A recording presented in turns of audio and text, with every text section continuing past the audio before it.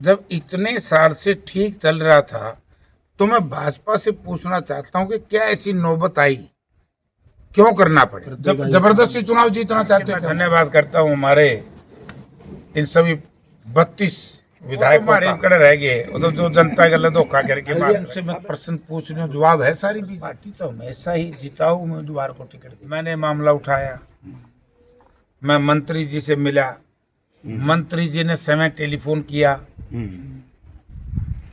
Railway अधिकारियों को। BJP का कोई नेता ये कह दे कि मैंने रेलवे मंत्री से बात करी है तो मेयर ने भी अंगूर कह के बेचा कर दी। विभाग का और ये शुरू हो गया कि नया दारू घोटाला, दान घोटाला, रजिस्ट्री घोटाला आदि हो गए झूठ बोलने की। हर इशू के ऊपर उन्होंने यही आरोप लगाना है।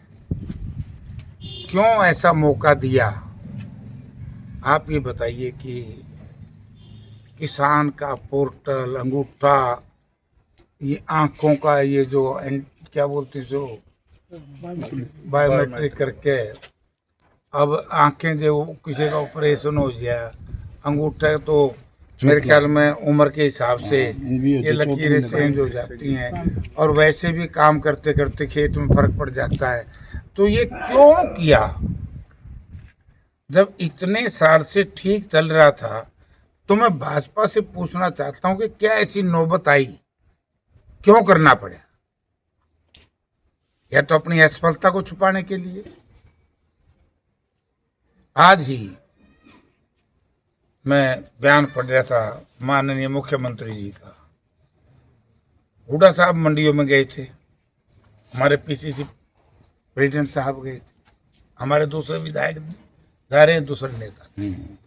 तो उन्होंने बोला कांग्रेस का राज में मुआवजा कम मिले करता। अरे आज गेहूं की बिकवाड़ी का सवाल है, आज मुआवजे का सवाल नहीं है।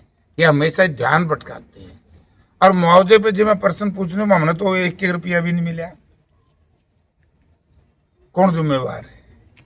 बीजेपी की सोच है, क्योंकि बीजेपी कहीं न कहीं वाशिंगटन के दबाव में है और अमेरिकन डील के चलते ये किसान को इतना असहाय बनाना चाहती है कि किसान विवश होकर के हाँ भर दें। और तो दूसरा को कारण मुझे तो नहीं लगता। अब ये बताओ, धान स्कैंडल हुआ, अब ये कह रहे हैं कि अगर सरकार चाहती धान खरीदा जाता है तकरीबन अक्टूबर नवंबर में, मोटा पीआर नवंबर तक तकरीबन आ जाता है, कोई दिसंबर में थोड़ा मोटा होगा और अप्रैल तक ये इसकी वापसी होती है। अप्रैल में 5 महीने दरा रहता है। सरकार अपनी असफलता इस बात पे क्यों नहीं मानती कि सरकारी तंत्र क्या करता है? ये जिम्मेवारी किसकी है?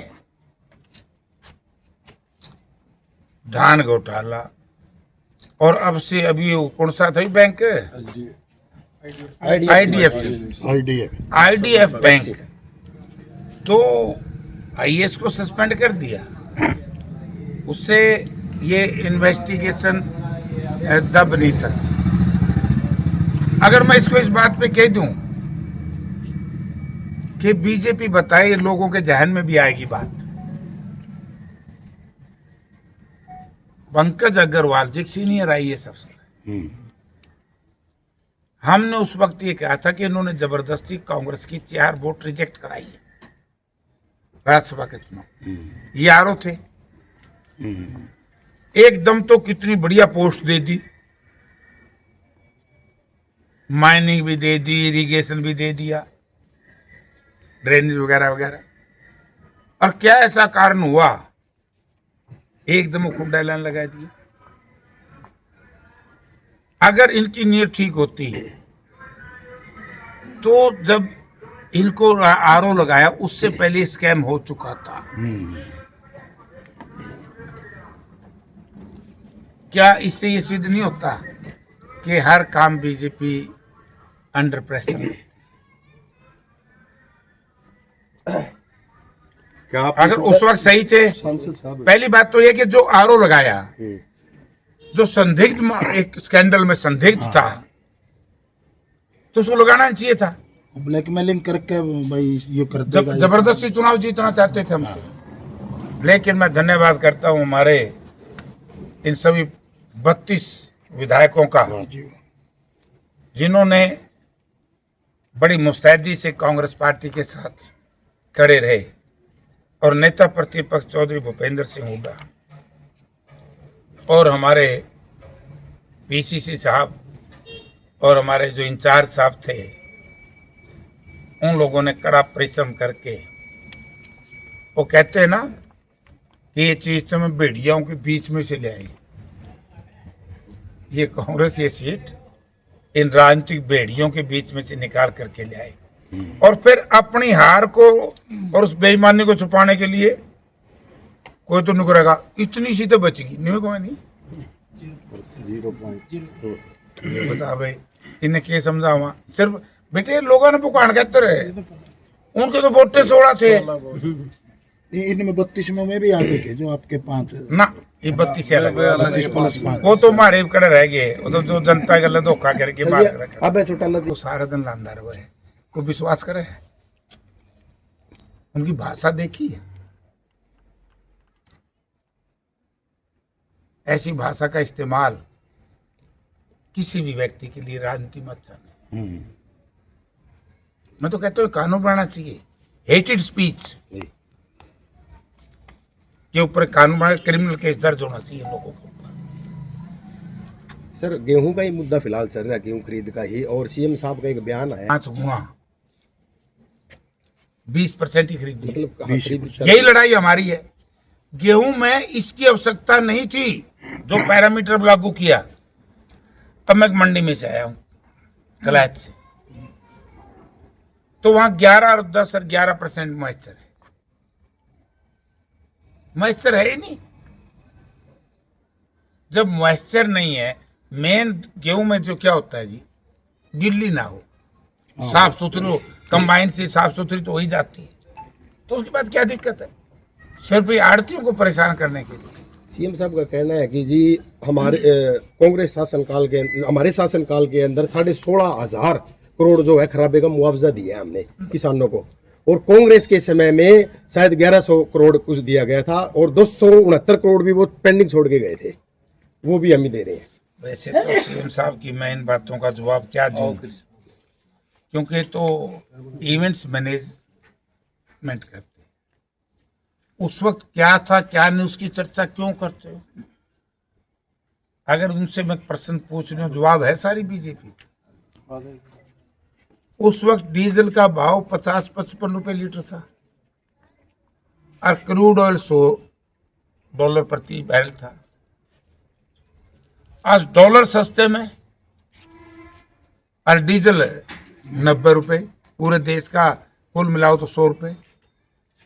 तो इसका जवाब है बीजेपी के पास, एक लोकल बीजेपी के पास इस बात का जवाब है। उस वक्त यूरिया के खाद के दाम, कीटनाशक दवाएं, बीज के दाम क्या थे, आज क्या है। बीजेपी के पास इस बात का जवाब है कि कांग्रेस के राज में डॉलर क्या भाव था और आज क्या भाव है। और मैं आज इस धरती पे नहीं है, सुषमा जी के बारे में तो इतना ही कहूँगा। सुषमा जी ने तो स्वर्गीय सुषमा जी ने तो जब नेता प्रतिपक्ष ये भी कहा था कि आयु से जोड़ा था। अब किससे जोड़ा, कदे 96 लिया होगा नाम नबी साहब ने इसका। जो बायोमेट्रिक की बात करें, 95 प्लस कुछ है। एक लोकल सवाल है कि उसे बिना पर यह खबर थोड़ी सी, एक राजनीतिक दल के नेता श्रीनिवास गोयल आगामी यहाँ के नगर पालिका चुनाव में अपनी पुत्र वधू को उम्मीदवार बना रहे। हाँ, तो उस दृष्टिकोण से मैं ये पूछ रहा हूँ कि क्या कांग्रेस भी कोई अपने परिवार से किसी कैंडिडेट को लेके आए? कांग्रेस पार्टी का तो एक सिस्टम अलग है। कांग्रेस पार्टी तो हमेशा ही जिताऊ उम्मीदवार को टिकट देती है, और लोकल हमारे मतलब सर विधायक हैं। समर्थित ही रहेगा, सिंबल पे नहीं चुनाव लड़वाएंगे। हो सकता है, अभी तो देखो फैसला नहीं हुआ। जो हमारे विधायक हैं, विधायक की जो इच्छा होगी मुख्य रूप से, और ये अपने सब साथियों से विचार विमर्श करके हम उनकी तरह डिक्लेयर नहीं करते। जी सर। अरे यार हमने तो भी जीण दे। रेलवे का जो अंडरपास था, हाँ वो आज आज आपका पता लड्डू बट गए जी वहाँ पे। अब लाडू तो मैं बांट रहे हैं। और नौटंकी थी। श्रीनिवास जी तो कह रहे हैं कि हाँ, विपक्ष तो केवल मुद्दा उठाने के लिए था, काम हम नहीं करवाया। अब मैं बताता हूँ, मैं सबको जो जो इस तरह की बात करते हैं नाम सबका कोट कर दे। मैंने हाँ भरी थी, विधायक जी हमारे साथ और आप लोग भी वहाँ खड़े थे। हाँ भाई जो आना चाहा है, जो नहीं, मैं मंत्री जी से मिलकर मामला उठाऊंगा। मैंने मामला उठाया, मैं मंत्री जी से मिला, मंत्री जी ने समय टेलीफोन किया रेलवे अधिकारियों को। फिर उस रेलवे अधिकारी का मेरे पास टेलीफोन आया, उसने मुझे कहा कि 4 दिन पहले हमने एक टीम भेजी है, उसकी वो रिपोर्ट्स आने लग रही है, फिजिबिलिटी की फिजिबिलिटी रिपोर्ट, और हम करेंगे। मैंने टेलीफोन श्याम सुंदर जी को किया, आपने इस बात को मान्या कि वो कमेटी आली किया जाएगा। मैंने सरदार कपूर सिंह जी से बात करवाई जाएगी। कपूर सिंह जी से मेरी बात हुई।